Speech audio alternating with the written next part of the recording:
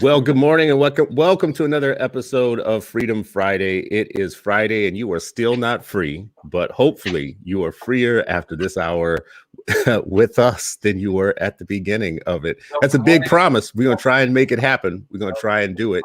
But we have an esteemed guest with us today. If you all watched us on the 8 Black Hands, you probably saw our guest, Dr. Jamila Dugan, who was with us to talk about, well, she was with us to talk about something, but because the way it always goes down at 8 Black Hands, we talked about what we wanted to talk about. So it just all went to what normally happens. It became a barbershop conversation. But today, we're not going to do that. We are going to welcome and honor the brilliance of our Black scholars to help us focus on the things that are important as a people, as a community. We're coming together this morning, as we do on every Friday, as a family, as a group, as a people who are intelligent and can think together, not individually, can think together our way towards freedom. So Dr. Jamila Dugan, welcome to the show, and we appreciate you for coming. Good morning. Good morning. I'm so excited to be here. Well, I am excited to have you.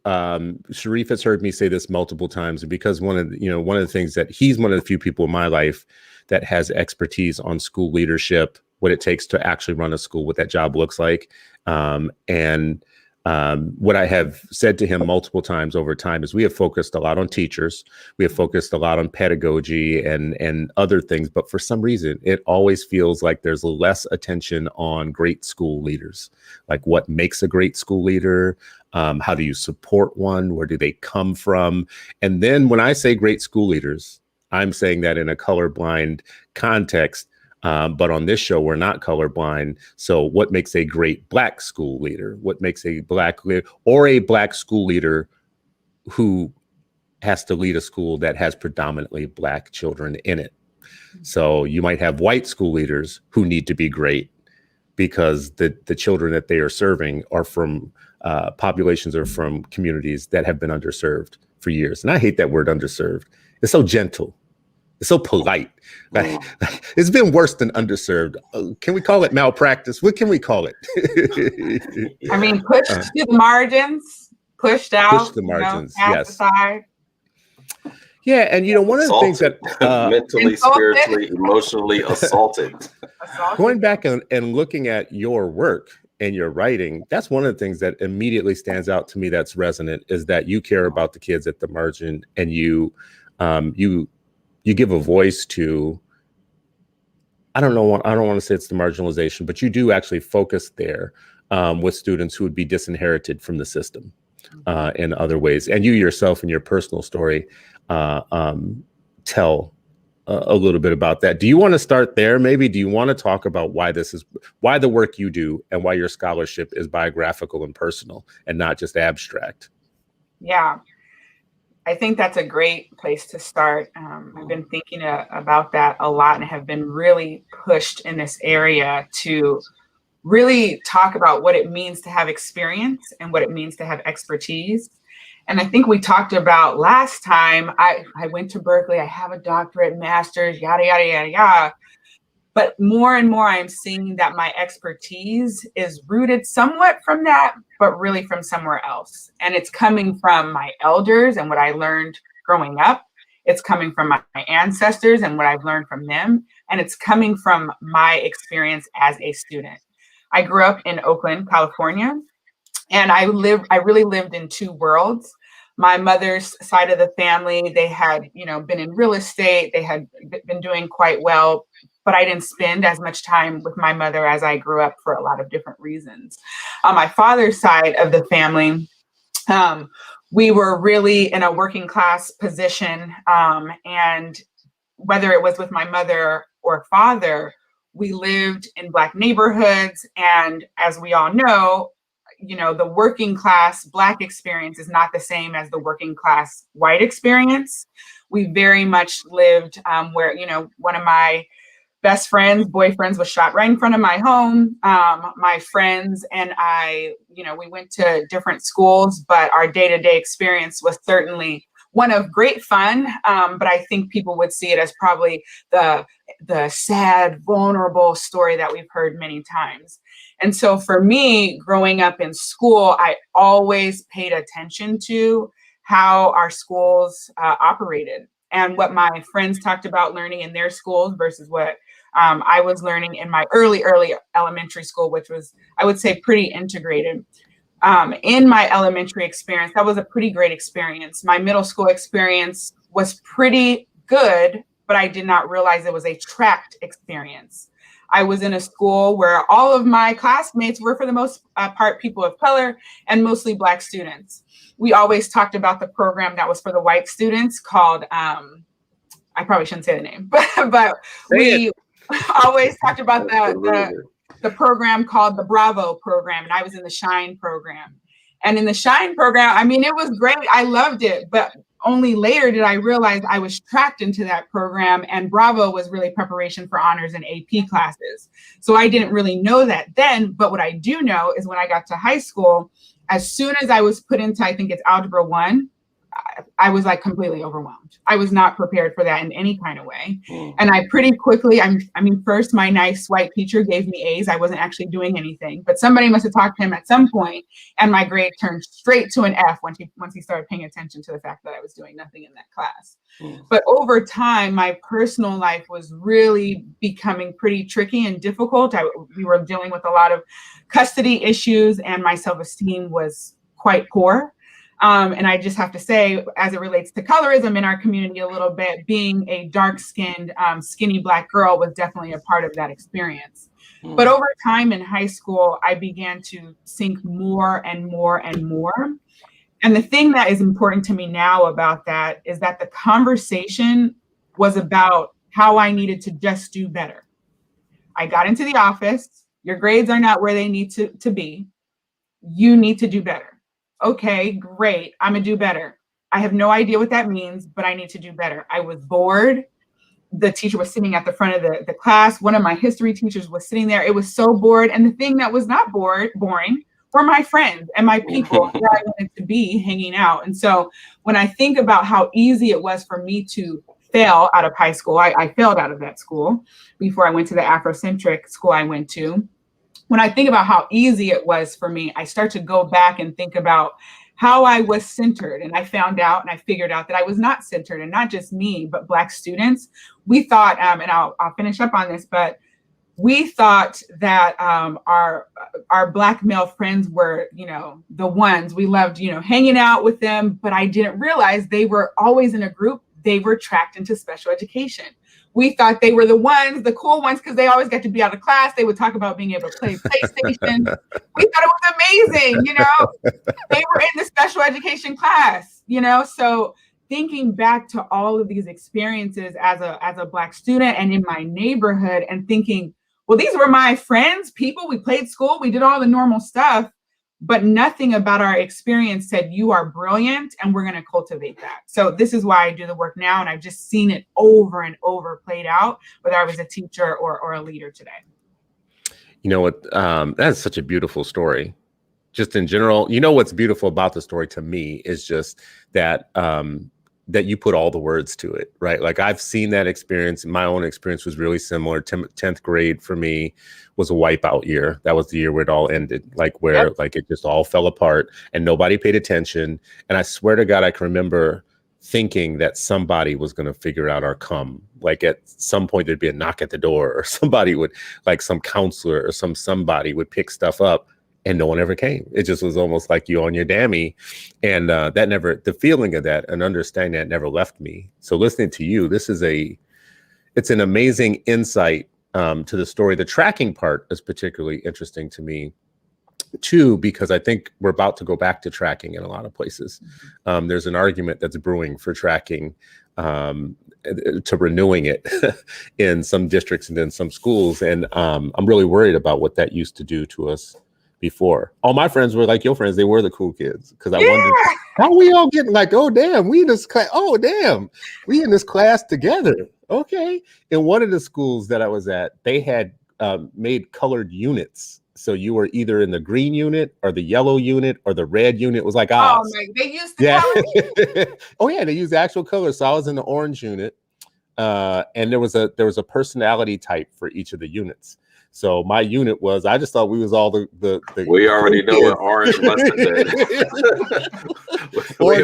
Orange meant you go get a jumpsuit at some point. That's what orange was. But really, really. Yeah, it was like, it was literally that clear. Like the red unit were the studious kids. Those were the smart. We got to keep them over here from everybody. So that's so interesting. I mean, and I'm juxtaposing my elementary school experience and middle school, up to like 8th grade, and then my 10th through 12th experience, which were just so radically different, right? You're talking about like naming classes or schools. I remember in elementary school, our classes were named after, freedom fighters on the continent, like groups, right? Whether it was MPLA or SWAPO or PAIGC, African liberation groups. That was the name of our classes, and we were expected to know. And so as you went matriculated through, you're learning about, oh, this is what the resistance looks like in Mozambique. This is what the resistance looks like in Angola. This is what the Southwest People Organization, this is how they're resisting, right? And then you fast forward, and in high school, and I think that 10th, 11th grade, is very similar. Thank God for coaches, several of them who were Black men who were just like, they knew about my family situation, about our history, about the struggles, about returning to a country, all of that. There are other folks who were just like, but I have friends in a similar thing. We'd meet on the football field, but eventually I was like, why we got to wait there? Let me just come hang out in your, they were in shop classes all day, and not to own a business, but just, baking muffins all day or working on the same car all day. And, but no parallel, hey, here's business or financial literacy, to support like, entrepreneurs. Almost like, oh, you know what, y'all are not going to be in this content rich course. You're just going to be over here. And, it was just, I didn't really understand that tracking piece you're talking about, Chris, until, I became a teacher. And, but at the time I was just like, how do y'all get this class? Y'all just hang out all day long. And it was, it was definitely a learning experience and on the forefront of my thinking when I became an educator. Mm-hmm. Yeah, those classes, I would just say, especially the auto and the cooking and things like that, they're so important, but we contextualize them wrong, right? We very much should be in a variety of classes, that are stimulating in a variety of ways.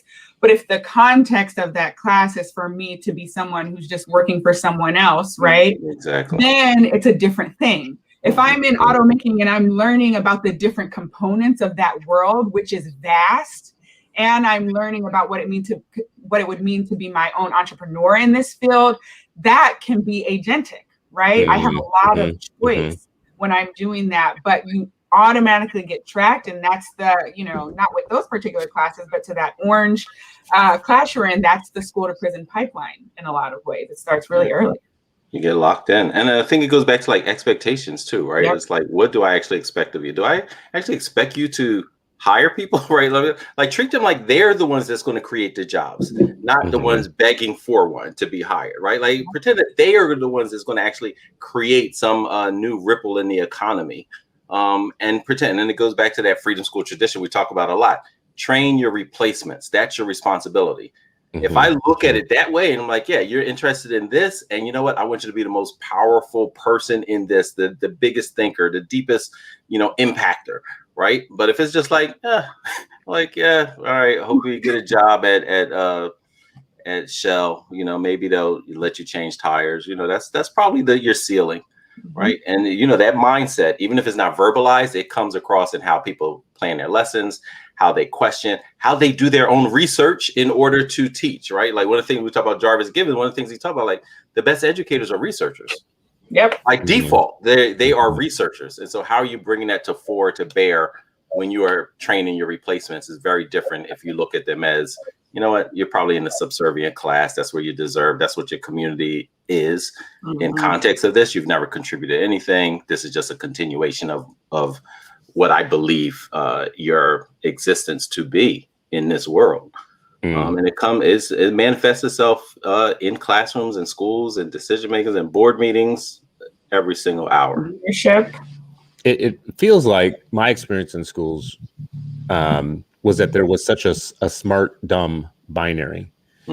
So if you were getting it, you were smart and you were instantly shuttled to the smart areas of things. And if you weren't getting it, you were dumb. So you just lived with it. So it was just like and kids do think in some pretty black and white terms sometimes. Oh, I got put in the dumb kids class, or I'm, the smart kids class or whatever. So if you were getting the math, then you were one of the smart kids and you just got, ushered over to the, let's treat you really well and put you in the smart math stuff. But it's funny you mentioned things like home ec was one of my favorite classes that I took. And I can remember an experience that probably explains why.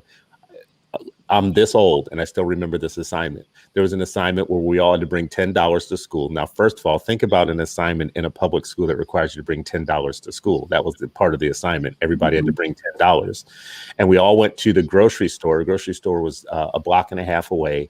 And our assignment was to go in pairs of 2 and buy what we could buy that could feed the most number of people for $10. That was the assignment. How many people can you feed, I think, with this number of calories or whatever?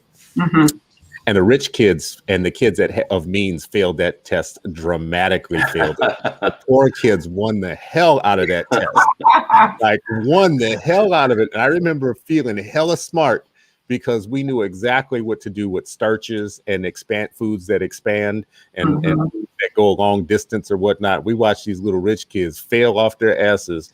And I thought maybe home ec is for me. Like it could have been, right? Maybe it could have been. I mean, I ended up first of all, the fried chicken assignment that we had, we won that. Just like different things that we had to do. And I eventually ended up being a cook, like I did, after high school, ended up being a cook in multiple restaurants. As a matter of fact, one of the first ones right there where you are, Dr. Dugan, the Trumpet Vine Terrace in Berkeley was like one of the first places where I worked. Yeah. And learned lots of trade and skill from working there because, being young and there was all chefs and whatever. But so 2 classes I took, typing and home ec. Both of those classes are the only classes I remember that made me money in my life, that literally are responsible for putting money in my bank account and feeding my kids. Typing, to be a guy who could type early in life in the late 80s, early 90s was a thing. So thank you for those 2 words per minute down, boy. Crank it out. Mavis Beacon. My dad had me on there. I mean, I tried the Mavis stuff at home, and to improve and get faster.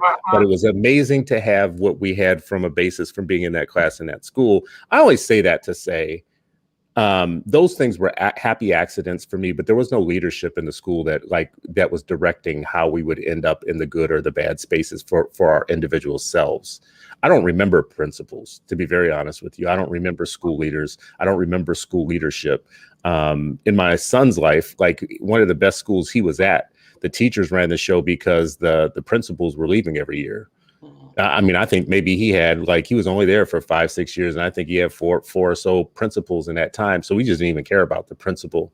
What do you, Dr. Dugan, when you look at this as a leadership issue specifically, what are some of the things that you think are the complexities that we're missing in the discussion? Maybe the public misses it, or maybe our mainstream education discourse misses it about the importance of leadership in the building. Yeah, this is really important. I think that there's a couple of things. I think that we're framing leadership quite a bit incorrectly. Leaders actually are making decisions around that tracking all the time. A lot of leaders are aware of that. Leaders are actually, at least in my observation, pretty aware of many of the systems that create the situation we were just talking about with what I experienced and what you experienced. I think that what we're not seeing is leaders who are coming from a different perspective, which is specifically around who you're centering when you make a decision. So right now, there's a couple of things that are probably centering folks when they're making a decision. Policy or mandate from somewhere, what we've always done, and potentially a funder. Those things could be in the mix when people are making decisions. The leaders that I have seen who are the most successful, and I would say with all children, but in particular Black children, are those leaders who are centering equity, which I will define, and who are centering the experience of their students and their families. And I want to be very clear on an example with that. So I see equity-centered leadership as those who are proactively trying to dismantle any system, practice, or narrative that is undermining the success of children, and then are looking for ways to replace that with strategy and intention. So when I think about a very particular leader that illustrates this tracking process we were talking about, leader seen as great, content expert, knows how to coach people, makes a master schedule, knows how to do all those things. I like this person, really great. My lens, as I said, is an equity-centered one. As I'm talking to them, I'm paying attention. I always take low inference notes on how we talk about the teachers we have. I pay very close attention to the way they say that they're going to make decisions. So I noticed over time, I'm looking at the people that this leader is saying they have a good relationship versus who they don't. And over time, it starts to become clear to me that the teachers that this person does not have a good relationship are teachers of color. And these teachers are teaching the hardest classes in this school. Now, this leader, when they were making decisions about where those teachers were going to go, is thinking in that binary almost. These kids are harder, so I'm going to put this teacher who's better with those kids.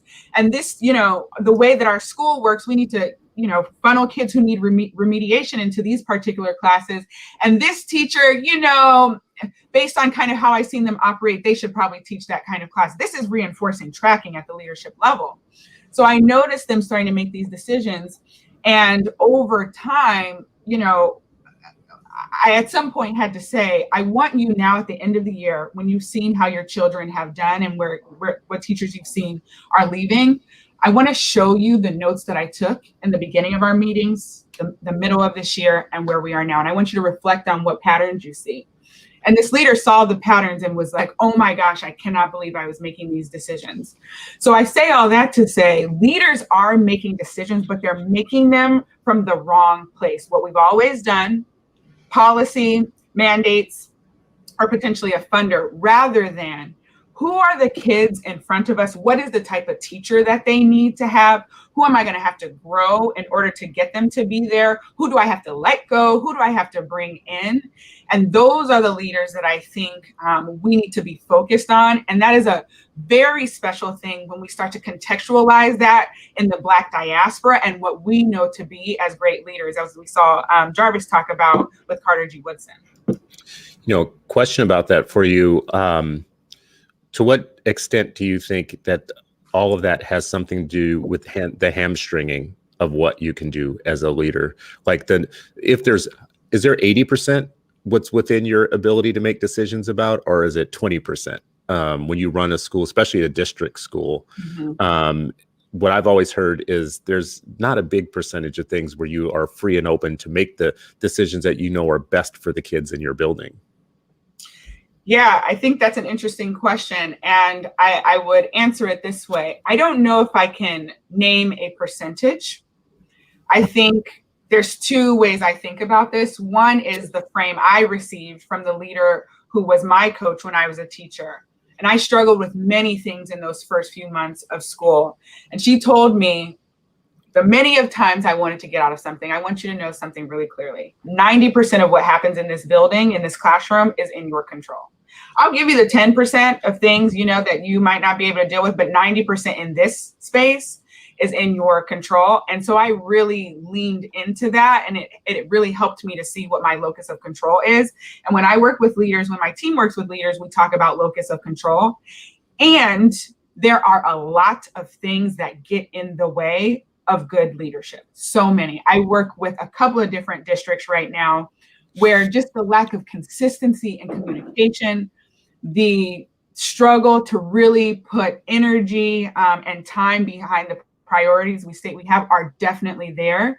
But I go back to that framing that I received and think about the principals that I know here in Philadelphia.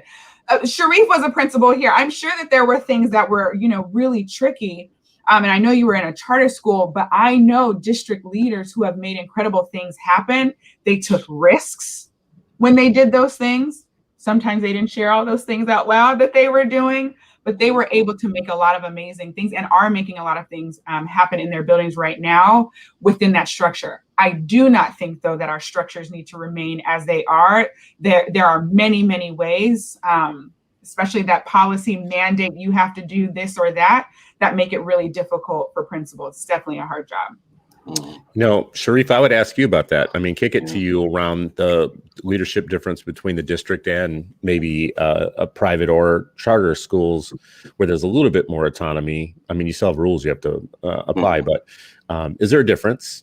And on the point that Dr. Dugan just made, I'll just say in the Twin Cities, we celebrate mediocrity, meaning some of our most brave leaders are the ones who move on. They eventually leave and they go to other places where they're welcome, and then they get replaced by mediocre, compliant people who do the compliant stuff. So when I hear Dr. Dugan say one of the ways people make decisions is based on compliance with some sort of standard, or we really celebrate that here. Like we really celebrate those people well, the ones who never get sued for anything, no problems with the federal government, that sort of stuff, they rise to the top. And our brave leaders, the ones who come from the South and other places who really just want to do what's best for the kids or whatnot, who think they're in charge and don't realize sometimes that they're not, they move on, they go other places. Anyways, long-winded, Sharif, is there a difference? These different types of leadership roles. I mean, I think it still starts with mindset. I love how Dr. Dugan's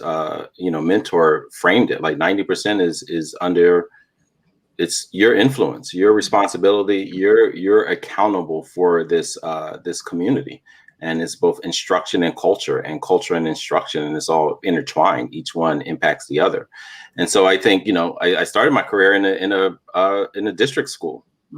And I remember some folks who wanted to, become my mentor, mentoring the young boy who just got his principalship. They're like, hey, just keep your head down.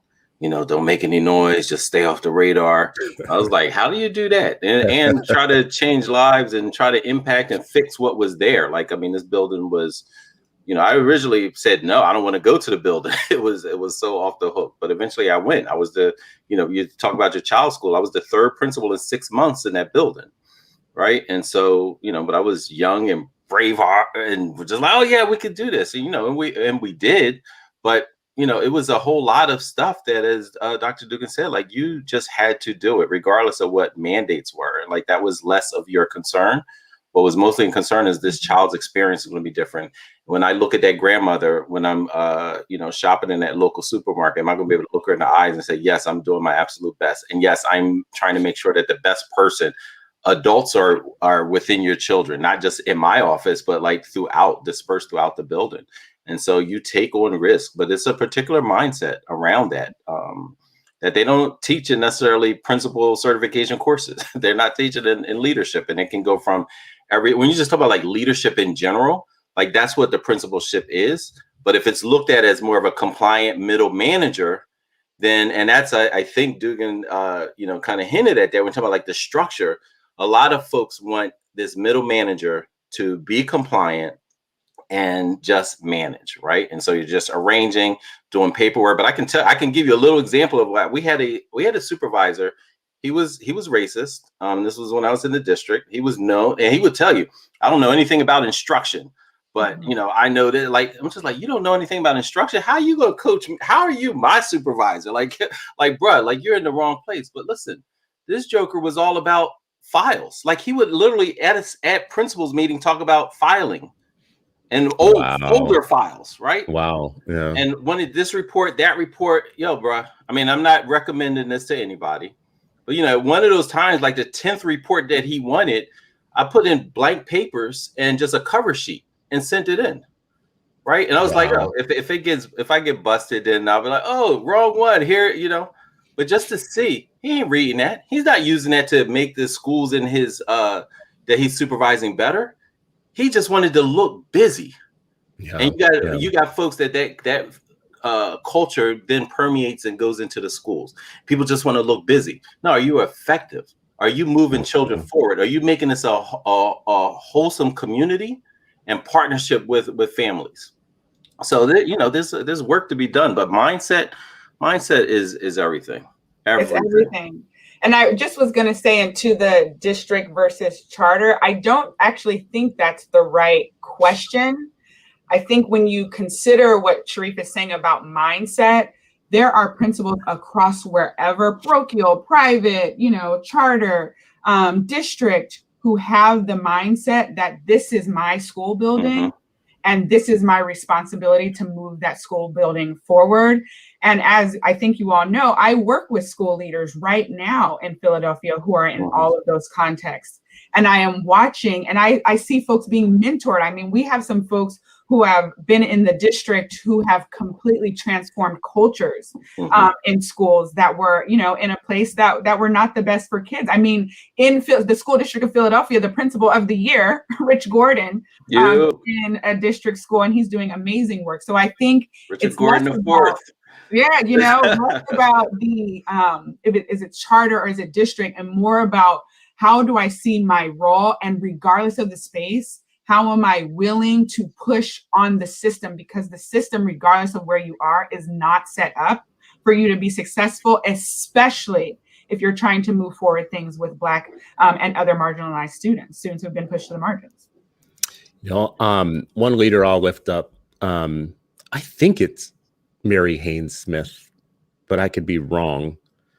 McLeod Bethune School in New Orleans was a longstanding traditional district school that got results and had Black teachers, veteran Black teachers, veteran Black school leadership, principal who had been in the system for a long time. And after Katrina, that was one of the only schools that came back as a traditional school with the traditional staff. But was really interesting in talking, in hearing the story of how that remained one of the best schools for very poor kids in New Orleans. Not because, people may not know this, but New Orleans always had like a tri-system of schools. They had the parochial schools that you had to test into, and they were private, but they were affordable for working class people. They had the district schools that you had to test into that were like, the magnet district schools. And then there were the schools for everybody else. And that was the 3 levels of school. Well, Bethune was one of the take everybody's schools. You don't have to test in, you don't have to get in. And it was straight up old school, good teaching. That's really what that school was about, under strong leadership. She ran that school with a strong hand. Now, what's interesting is after Katrina, all the teachers were coming back. So she had the pick of the litter. She had her ability to choose, and she had been in the system so long, she knew who was who. So she put together one of the best teams because she was able to pick her team for the first time in her career as an educator in New Orleans, and didn't charterize, didn't become a charter, stayed a traditional school and whatnot, and was eating everybody's lunch at that school, right? That school there was a difference between her being a principal pre-Katrina and her being a principal post-Katrina, because she was able to pick her team and pick her talent and know she had people on board that were ready to go. Like knew how to teach and knew what was going on. So I only raise that story to say that it does feel like sometimes within district systems, unlike private schools and others, some of our best people leave districts to go to places where they think they're going to have more ability to make a difference or make a change. And then districts lose out. We have lost a lot of talent in our local schools. We've lost a lot of talent because they get frustrated. They get frustrated with the systems, and they get frustrated with mediocrity or not being able to do what they know is best for kids. I mean, but when you say there's a lot of mediocrity like across the board, I really feel like I don't feel that way. This is a known fact at this point that we have not been serving. And again, I'm focused on Black children in this conversation. I've not done that well pretty much anywhere on a mass scale. And so I think we see leaders leaving all kinds of places. And I think that's important to call out because, again, I work with new leaders, and the majority of my leaders that I've been working with for the last few years go to the district. That's where they want to be. That's where they want to make change. And I have some leaders who go to charters as well and parochial schools as well, a couple of privates too. So I think back to that mindset place, where can I make change? And just the pure, this is something I'm writing about right now, the sheer will and work it takes to move a building in this space is so exhausting for anyone. It's exhausting. I mean, it's exhausting. Yeah, tell me about it. Yeah, I had no gray hair before I came to the principal. I had this full, like, wholesome life and everything. But I mean, but like when you take the work seriously, I mean, it is what it is. Like, there's just no, people should enter this space. Some people are like, oh, I want to be a principal one day, and they have some kind of romanticized notion of what school leadership is. And not quite understanding, like, the day-to-day, the hard decisions, the understanding that you are responsible for trajectories of hundreds, if not thousands of children. And I think it goes back to when I first became a principal, I was not able to pick my team. So my first experience of leadership where people were showing up with a piece of yellow paper, like, I work here, and just like, oh my gosh, like, you know what I mean? Like, you could tell right from, a 20-minute intro conversation, like, yo, they have low expectations for Black kids. They took this job. Like, why do you want to be here? Oh, you know what? It's a easy route. Public transportation goes right by my house and right to here. Like, oh my gosh, this is why you're here. Like, just take me out, right? And so, but when they made that switch, because I was in a middle school and it was hard to staff, and so eventually they got to some kind of agreement with the union that we could be site selection. It was on. It was on. Right. Yeah. And so I think then it goes back to like that kind of creativity and but always focus, like, don't be creative to help me fulfill the promises that I made to parents. And I remember I had to write a job description. I'm like, yo, send me your resume, because I can't just put this is before we could select. I can't just put teacher on here because all of these different things and somebody's just going to pop up. Right. If I just say, oh, this teacher, somebody's just going to pop up. It was some exciting stuff with this turnaround at Shaw Middle School. She sent me a resume. I'm like, you speak Mandarin? Oh, sis, listen. All right, off the record, I'm putting on here that this is a Mandarin teacher for our gifted program. I didn't have a gifted program and I didn't have a Mandarin program, right? but you did now. but that's what's on your resume. Yeah. You're really going to be teaching this, and we'll do a period just in case the, union starts slipping around, right? So you'll do a period and we'll just ask, hey, who wants to learn Mandarin? All right, that's going to be a group. It'll be 45 minutes, But most of your time is going to be like with reading and ensuring that our students who are furthest behind get caught up. And she was down and I was down and she became part of our community. This is Layla Olson. She still teaches to this day, right? And one of the dopest, just inspiring people you want to meet, right? And so in this black educator, and that was the story, right? And she wasn't a one-off. There was a whole lot of things and decisions because it was like, here's my framework for leading this building. And it's like, you know what, no matter what, we're going to deliver on these promises that we make to families. This kind of came up in our 8 Black Hands show. Well, first of all, let me say, y'all not going to go with me on this one point. So I'm just going to leave it alone. Let me just make the point. I'm just going to make it and get out of there, which is there is something different about the different contexts you can teach and be a leader in. There's something very different about public special, which I consider magnets and charter schools to be, and private, like that you can exist in very different ways and you can move in very different ways. My own experience as a school board member in 2 of those systems has shown me that we put talent under really different types of stress in different places. And as a school district, a traditional district, when I was a school board member, we lose talent often for very specific reasons, stuff we're doing to make their life harder. I also want to add this additional point because it came up in our 8 Black Hands show. It's hard to have across the board context to make broad generalizations about where our people are working and where our kids are, because they're in many different contexts now. Like there's a difference between Philly and Cleveland. There's a difference between Cleveland and the suburbs where 50% of our kids are now. There's a difference in being in majority Black districts where majority of the leadership is Black and the city council is Black and the mayor is Black and, blah, blah, blah. And you've got some crazy Republican governor always trying to cut your budgets in half versus being in a white district and you're the only Black principal in the whole school, or I mean the whole district, or blah blah. We don't talk about our onlys. For instance, I know a lot of y'all on the East Coast like to act like the rest of us in flyover country don't exist, but we have a lot of Black people who are the first principal in their district that's Black, or the first Black woman to lead a district. And the type of private political battles that they will tell you about with parents and with people who don't like the way you said a thing, or the way you taught a lesson, or you're doing too much of this, or you're doing too much of that. That's not an insignificant portion of our professionals who are in those positions now. We are not just in. Look, we got those in Philly. They're called Upper Dublin and Lower Marion, or Northeast, or some of the magnet schools. Like you can see Philly. You say y'all got that too, is what you're saying? We got that. Yeah. We got magnet schools that have barely seen a whiff of Black leadership in their buildings. Like in the city, forget the the suburban ring.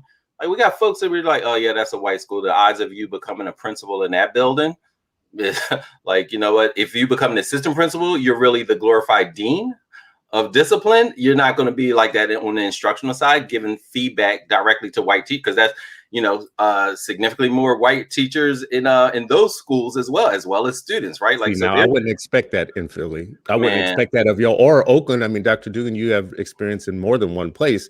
I wouldn't expect that in places like Philly or the Bay Area versus places like the Twin Cities and Seattle and other places that are really more white normed. Like the norm, it really is white. And then they do a lot of inclusive stuff, but inclusive sometimes means parents are going to be putting you through your paces in ways that you just don't need it in your life. You're kind of like I don't need, I'm sorry, I didn't go to, 6 years of college for this. Right. But apparently you're saying y'all got that too. So I'm kind of glad we spread it around. Right. Yeah, we really do. I mean, my whole dissertation came out of my experience as a school leader in a place where we didn't have a lot of Black students, and we didn't have any Black teachers in the school that I was a leader at. And so I think it does exist there. And I have the great privilege and honor to work in schools in Vermont, work in schools in California.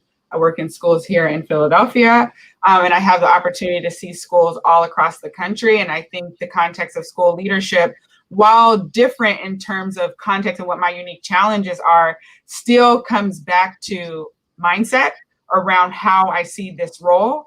And I think that until we get to a place where there is a expectation and bar around the mindset that you have specifically around Black children, I think a lot about children with IEPs as well in a major way, until people have a level of a bar of excellence and an understanding of what it means to serve children. I mean, in a very big way. I mean, just issues with, we were talking about 504s earlier.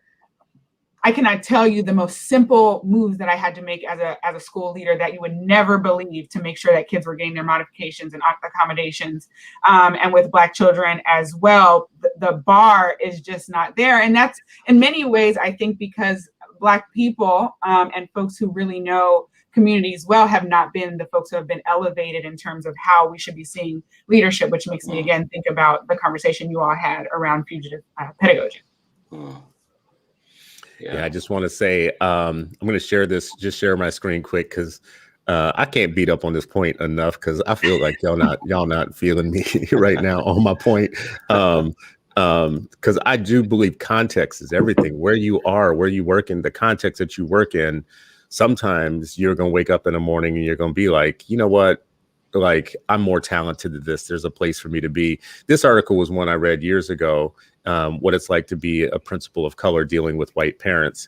And it just goes through some of the unique challenges. One of the stats in here is that like only 11% of principals are, let me see here, let me see if I can find it, are Black, 20% are of color. But, 82% of the teaching force is white. So like 11% of Black principals versus a very white teaching force, the chances that you might get into some uncomfortable situations where you're trying to lead on what's best for kids is going to be pretty pronounced in some places. There was another. I don't think you get any pushback on this particular issue. Like, I think Dugan could probably share some experiences. And I think I told you this before. As a principal in the district with majority white staff, like they were writing letters to the superintendent saying, "Oh, El Mekki is trying to make this a Black Muslim militant school." I'm like, huh? I'm like, first of all, there's a lot of Muslim kids in this building, but like, what exactly are you talking about? Right? Like, just tell me. Like, maybe I am, and it's just like unconsciously, but like, it wasn't. It was literally that I was talking about Black children in a way that centered them, in a way that celebrated them, in a way that talked about assets instead of deficits, in a way that celebrated Blackness. They had an anonymous letter writing campaign. He's got our kids. You were treating them like humans. Like you were treating them like humans, really? Yeah, like how dare you treat them like that? That's not their God-given position on earth, and certainly not here in America. Yeah. Wow. The audacity for you to kind of change the structure. All right. Well, y'all with me then. I get it. Y'all, I appreciate it. Absolutely. So, Dr. Dugan, let me ask you this. With all the work you do directly with school leaders, when you think of what good looks like, first of all, are you seeing it in multiple examples? Are you like, do you have hope? Are you like looking at enough people where you're like, oh, that's what good looks like, for number one? And two, what is that? What are the things that you say, okay, that's what good looks like? I understand. Like, I can see it. It's visible. Like, what would be some of those things that wouldn't be visible to us as people who aren't experts? Yeah, I think of everything in threes. That's Berkeley, by the way. So I'll that's say psychology. Three. That's what that. See, Americans love threes. Yes, everything is threes. So I'm going to go to the classroom first because I think, and Shane talks about this in Street Data, equity work is first and foremost pedagogical. Period. And so when I go into the classroom, you have to know what you are looking for, and you have to have teachers who know what they're looking for. And then you have to be able to grow your teachers to be able to provide what you're looking for. And so when I see leaders and when I work with leaders who know pedagogy, those folks are inspiring. I told you that last time that I got the chance to work at an IB school as a teacher. And one of my friends actually came in as the principal. She's still the principal there now. After I came in, and she knows pedagogy. We know, if I'm talking about IB. Can you just say that again for the extra woke people with no content knowledge and pedagogical frame? Thank you. Pedagogy. Let me even break this down for a second, because you're getting ready to go into the Freedom Schools this summer. And I love that you are focused on K-3.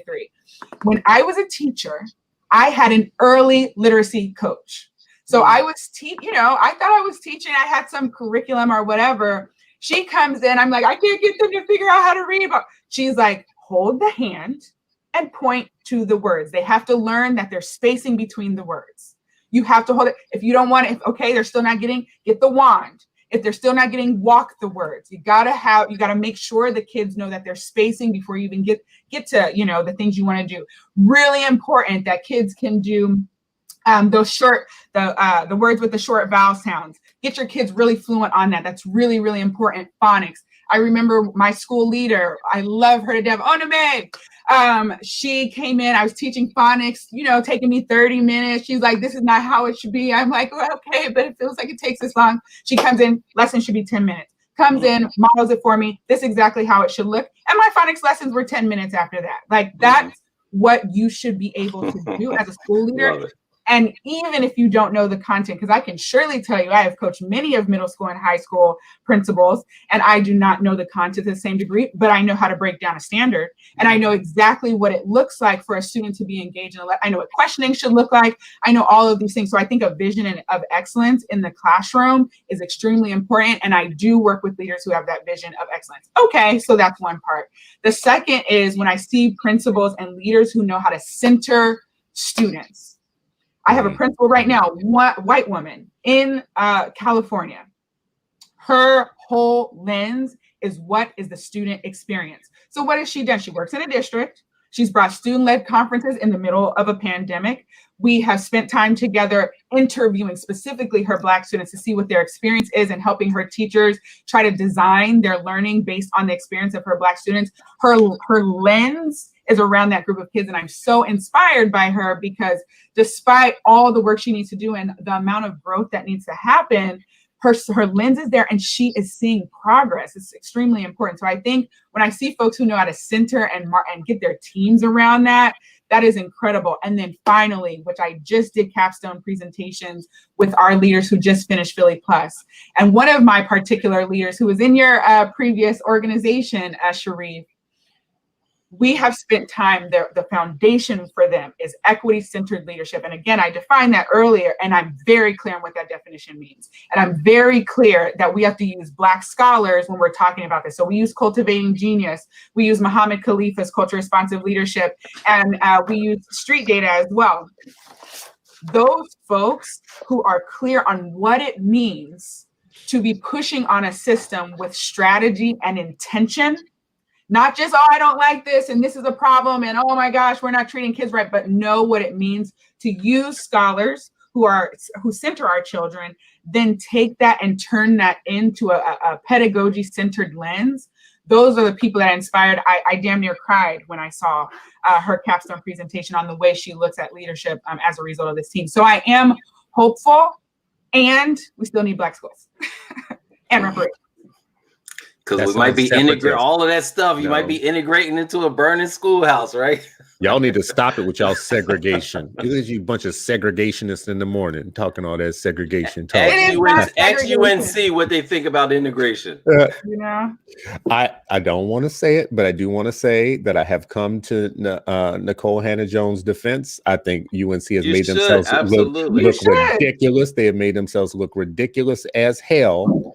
I do want to say, and I tweeted yesterday, you have made yourself look ridiculous, and I hope some HBCU shows up with a better job, like with a better position and role for you to play. But I didn't put this in the tweet, wouldn't it be ironic that one of the key people telling us that we need to integrate as the way to save ourselves is facing a situation where white folks don't want you in their situation. They don't want you in their building or whatnot. And you should be bringing your brilliance to an HBCU anyways. I'm sick of some particular like Cordell West should go to an HBCU at one point in his life, right? He shouldn't be writing letters about how Howard should teach the classics. He should go work at Howard and help them teach, bring some of that money with him because people love them some Cordell, bring some of that money to schools that need it. Anyways, that's an aside, that's a sidebar. And I'm going to let it go because I'm not going to put Dr. Dugan in the middle of no mess, which I could easily do. But I believe in Black schools. I don't believe it's the only way. I believe it's a major way for us to build back. This is what I care about. I care about Black educational capital that was lost in 1954. That Black educational capital that Vanessa Siddle Walker has done such a great job of cataloging and storytelling, telling the story of it, and we've never regained it or recovered it, but we could. And we have all these Black educators with staffs and budgets, some with schools. We could be developing our own pedagogy rather than somebody to write the next version of Grit or the smartest kids in the world or some book like that. Let's develop our own. Dr. Dugan is already out the gate. We need to take this book. I have to say about that. Yeah, we are doing that, but people have to know. People have to choose to elevate that work, and people have to choose to invest in that work. If right now, when I'm looking at leadership decisions around curriculum, people usually buy the off the shelf that everyone has said is the greatest curriculum. Meanwhile, Gholdy Muhammad right now has Cultivating Genius. That is the way we should be thinking about pedagogy. It's very clear, it's very specific, but that is not the standard yet. I surely hope it will be. But there are many of folks who have a pretty clear idea on what things could look like. I think it's and I know y'all didn't like this word last time, it's a nuance. Nuance, here we go. I love the word, Dr. Dugan. Nuance reminds me of moist. I hate nuance. They don't like it. Like, I'm just like this. No. There's a lot of, because why I believe in situational There's no nuance leadership. To fidelity. There's no, go home and agree. There's some things that are non-negotiables. Some things basics are non-negotiables. Yeah, but situational leadership is important. You apply, but the mindset stays the same. Your mindset stays the same, and you're like, okay, how do I apply this in this particular context? Right? Because you talk about charter. I felt like sometimes in the charter, I had less autonomy in certain areas. Right? Like in the district, when I was a principal in the district, I could pretty much hire, like, you know what I mean? If they wanted me, I wanted them. Once we got site selection, that was the deal. But sometimes at my charter network, sometimes I wanted somebody, they wanted, and the district was like, well, you know what? We actually need you over there because they have a gaping hole. You're a whole Elmecki, you're there. It's okay. You got a strong team. So you don't need, right? Like that would not necessarily happen in the district, right? So sometimes, there's some things, and everything is context, and nuance is, it happens. Nuance is the new moist. That's what nuance is. Every time I hear it, all I hear is moist. That's what nuance is. Nuance is like lukewarm, like God, you were neither hot nor cold, so God spit you out. That's what I hear when I hear nuance. But let me say this as an outsider and somebody who is a parent going several decades in, but is not a credentialed, educator, blah, blah, blah. I'm an end user of the system. So actually, as an end user, that's the way I think about life. So I get that there are, Chris, I've had one very important person, Pedro Noguera, tell me, Chris, you know very little about education. Okay, good. I got it. So I look at all of you as you guys are the expert class. You write books, you talk about education, you have the answer and you have the idea. Now I've challenged Dr. Linda Darling Hammond and Pedro and others. Show me your school. Because I'm not going to name names, but some of y'all have had schools that have closed.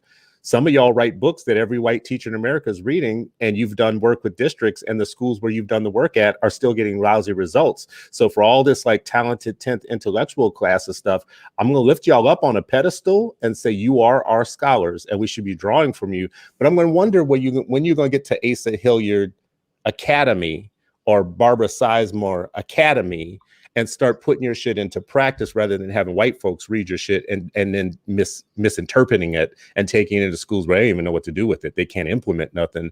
Rather than that, we got all these like people with all this knowledge, and I read the papers that they write. I read their dissertations. I read the output, and as an end user, I'm like, it's great to read all this theory, but I'm going to need Dr. Asa Hilliard to show up in somebody's school somewhere where actual child is walking into a classroom where it's being made real. Now, I know it came up on our show, 8 Black Hands. Dr. Dugan, you and I both, like when you said Ile Omide, my eyes lit up because I'm like, I love Ile Omide. I don't know why there's not a system of Ile Omides and why there's not a whole bunch of them. I mean, that's the issue. That's my point as an end user. I'm like, it's great to talk about these things, but as a person with 3 children, I would love to see the school door open. I would love to see an Ile Omide rather than another conference with Gloria Lanza-Billing being tossed around as like the thing we should all read. I don't want to read it. I actually want an Ile Omide in my backyard, because when I saw that in Oakland, and I was traveling different cities, hopping cities, I didn't see it in other places. And I was like, okay, well, wait a second. Why can you have this here, but you can't have it somewhere else? And we should be reading GLB, but go ahead. I get your point. I hope what you guys are saying, like, because people are very sensitive in our talent. I know they don't take criticism well. I am a end user who still has kids in the system, who has made myself as educated as I possibly can be as a citizen. So when I make these, and a parent, when I make these critiques, it is not to say that it's not important what you did to spend all this money to get your degrees. I need people to stop being that sensitive about their class level privilege that they have because of the credentials that they got. I'm going to need that to stop. What I really am trying to say is, are you all as a class of people producing anything for us and for the Black masses that we can actually touch and feel? Because I get the conferences, I get white folks are reading these books and taking seminars and all that. That's beautiful. Keep doing that. Like, get your bag, man. Do your thing. Get your prestige. Get the lights on you. At the end of the day, I'm going to need Ile Omide to pop up in more places, and I'm not seeing it happen right now. Right? 100%. Can I speak to that just briefly? Please, it's very important what you're stating. End user is everything. So first, I am not sensitive to anything that you're saying. I think it's important. And I think this is why I'm starting to lean more and more on what was my experience. as a student and as a school leader and as a teacher. And you know, where does my doctorate and all of that fit in? First thing I would say is you're talking to Sharif, who has been a school leader, right? And I right now, I've been a school leader as well. But under my leadership, we have the most diverse set of leaders coming out of our leadership program than there has ever been. So I am responsible for bringing the leaders into the buildings who serve the students. And in that work, it is difficult. It's really difficult. And yet we have a lot of success with that. So I don't want to leave the conversation in that this is all intellectual. This is day-to-day work and a day-to-day experience. And, you know, in terms of when I look at the leaders that I develop, the results and the things that we are saying are important are there. So I would say the work is happening. Is it in a school building? No. Here's where that piece around nuance comes. When I was a teacher, I wrote out my vision and plan for Choice Academy that is all about Black students. That is where I ultimately want to go.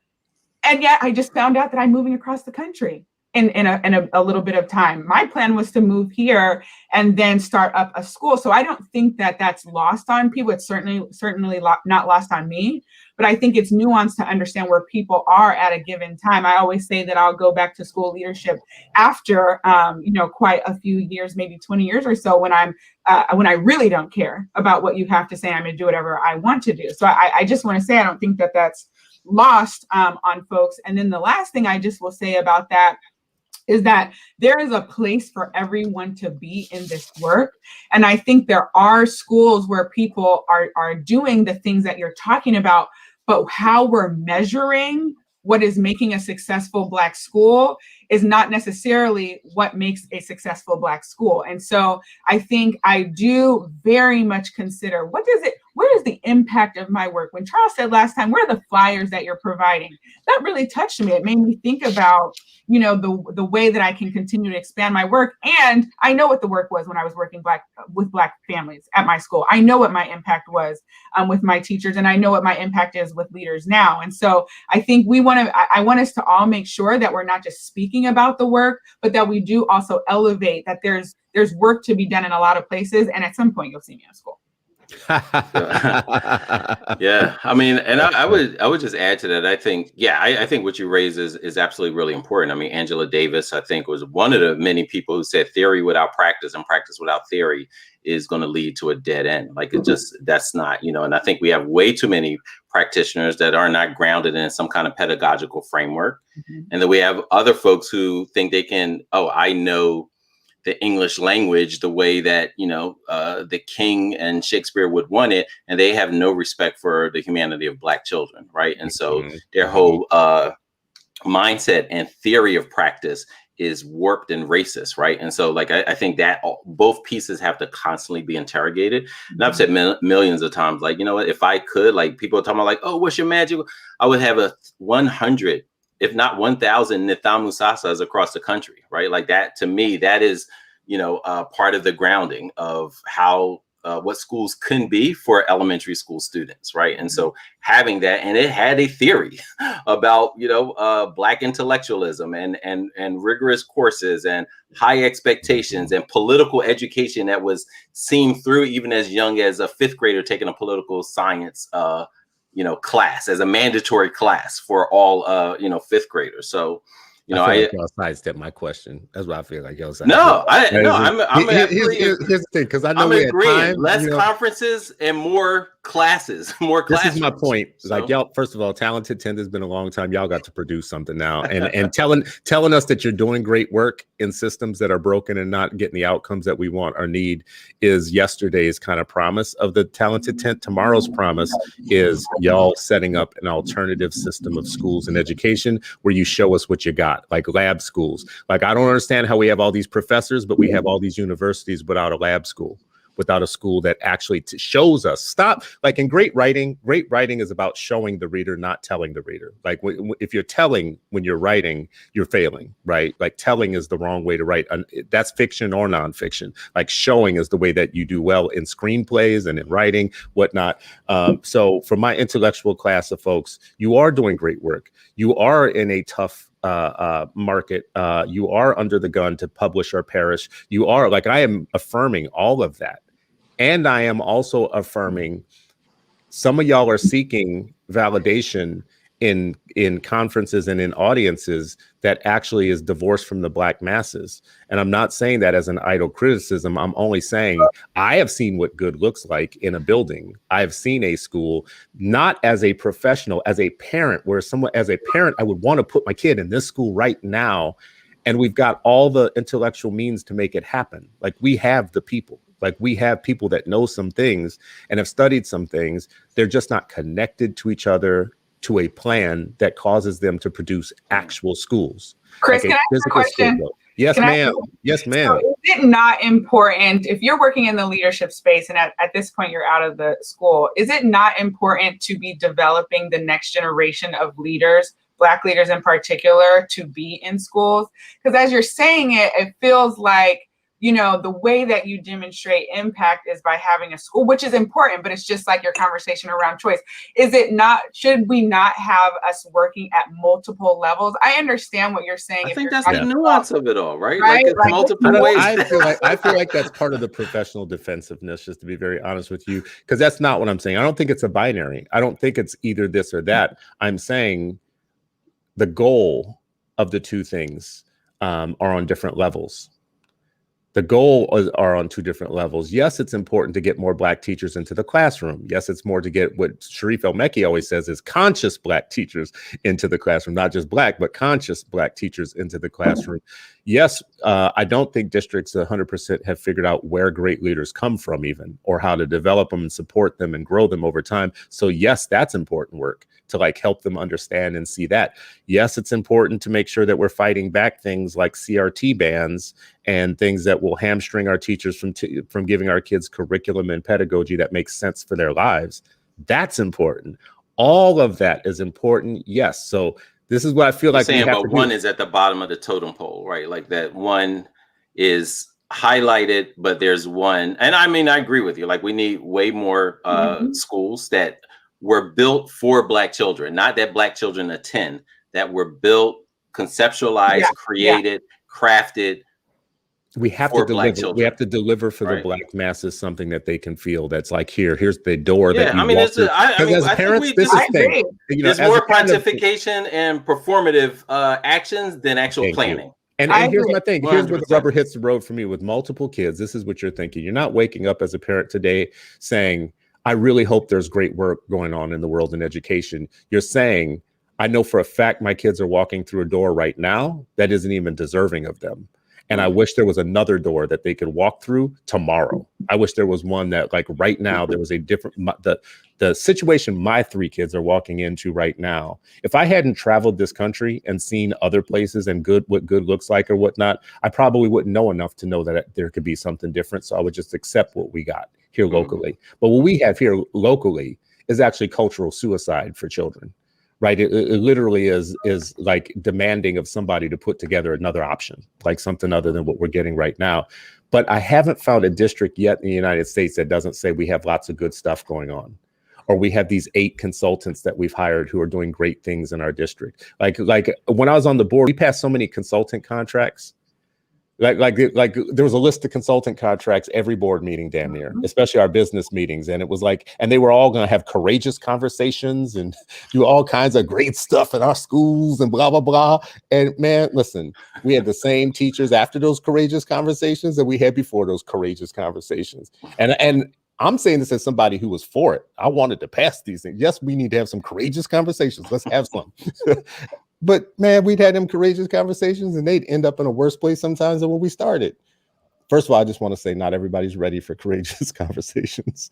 Not every district is ready for that. So anyways. Truth comes first, right? Right. Everybody ain't ready for that. I ultimately agree with you. We need Black schools. I said that on 8 hands. We need Black schools. And as I said, ultimately, that's where I would like to see myself, retire and spend the rest of my time on. And we have parents, I've worked with my parents who said, you know what, as we're in these, focus groups, can the teachers please get training on X? You know, my student is being treated like this in the classroom. Can you please talk to that teacher about that? There are many, the curriculum doesn't show our kids at all. Can we please change that? all of those things are necessary in schools. And I just think it's important. That's not just good work. That is concrete change. And I think that we have to have all of those things. I just want to make sure we are, at least I'm clear on that. I'm gonna give you that and let you have it. Sharif El-Mekki, do you want to add any nuance or moisture to that? Listen, as I said, I agree that there's a whole lot more pontification and performative action than actual planning, and I think you have to do both. I'll take it back to Chris's favorite question. What's the Monday morning question? So I think there's both ways. That Monday morning question is, how do we try to make that child a little safer, a little smarter, a little better prepared, a little bit of this every Monday, that we have a plan for the week? That starts with the mindsets of leaders, right? And I've shared this. We have 100,000 principals across this country in public schools. Mm-hmm. If we can't get 100,000 right, how are we going to build 5,000 schools? Right? Out of 300 million people in the country, you only have 100,000. 100. You're talking about like a particular class of people. Yeah. If you can't get, if we as a I'm not in the talented temp, but if this group of folks, can't, ensure that there's accountability in how leaders are prepared and how they perform in 100,000 schools. That's right. What are we do? Like, I mean, I don't see how we do the rest of the work that ends up protecting kids, right? Because 100,000 is supposed to make sure that they are coaching and being the leaders for the 3 million. I'm depending on y'all. I just want to say at the end of our show, I'm depending on y'all to do your thing. Make these 100,000 folks who are revolutionaries, who actually are pedagogical revolutionaries for children and for the marginalized. Dr. Dugan's particular, I think, blueprint of a leader, to me, is very important. A person who has a foot in the knowledge of what it's like to be the disinherited in the schools, who is also armed up and equipped to professionally fight the battles for us too, as a person with 2 feet in 2 places that we need all leaders to be.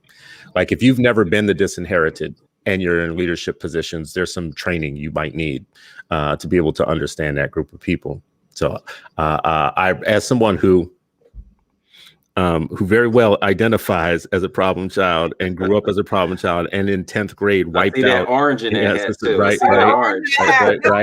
So just so y'all know, I do want to add at the end here, and I shouldn't do this to y'all. I'll do this to people at the end all the time. I've told this story before, but as an end user and as a parent, this is just something in our local school district that we fought years ago and never really went away. There was a 12-year-old Black girl at one of our schools, one of our magnet schools, as a matter of fact, who came home and complained to her mom that her lesson for the day involved playing a game online that virtualized slavery and put you in the role of a slave named Lucy. And the way that you won coins, you earned coins and points, is that you would come to a group of white folks. They would ask you questions, and if you responded the right way, you would get coins, and eventually you would get your freedom. Responding in the right way meant that you would answer their questions very deferentially and in a way that didn't antagonize them or whatnot. So that's how you won the game.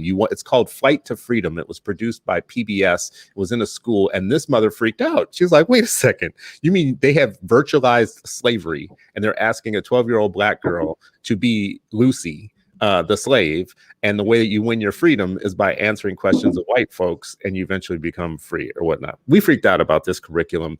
This wasn't the first or the last time. We freaked out again with another set of curriculum that they bought that had like Lazy Lucy as the main character, and it was characters of color, a reading program that had been kicked out of other districts, hadn't been kicked out of ours yet or whatnot. It goes on and on and on.